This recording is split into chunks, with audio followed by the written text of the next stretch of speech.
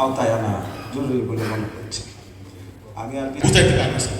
তো এটার দিকে যদি একটু স্যার নজর রাখা হয়, কোনো পরীক্ষা ব্যাহত হয় সকলেই অংশগ্রহণে বিভিন্ন দাবি দেওয়ার যে কর্মসূচি ছিল, আন্দোলন ছিল, পরীক্ষা বর্জন ছিল। আমি এখনো বুঝে পাইনি ভবনটি।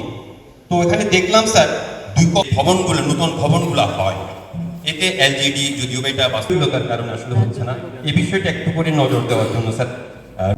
এবং নভেম্বরে যেটা হয়েছে ইনলাইন সার্ভে, তার মধ্যে এবারে আমি স্যার আমাদের যে অ্যাসেসমেন্ট, তার মধ্যে তৃতীয় শ্রেণীতে স্যার ছিল 8,856, যে আমাদের আয়তন ভৌগোলিকভাবে নিশ্চিত করাটা আমরা এগিয়ে যেতে সক্ষম হব স্যার। 701 জন স্যার। আর স্যার অ্যাসেসমেন্টের যে আমাদের বাংলাতে অংশগ্রহণ করেছে 25,701 জন, ইংরেজিতে একটা শখ ছিল পলিসি ডিভিশনের, সেটি আর ছাত্রছাত্রী ভর্তির হারটা আমি শুধু বলি, আমার 97% এনরোলমেন্ট আছে। বাংলাতে অংশগ্রহণ করেছে 25,701 জন, ইংরেজিতে 9% যে এই পর্যন্ত যে স্কুলগুলো ছিল আমরা কিন্তু গত বছরই আমরা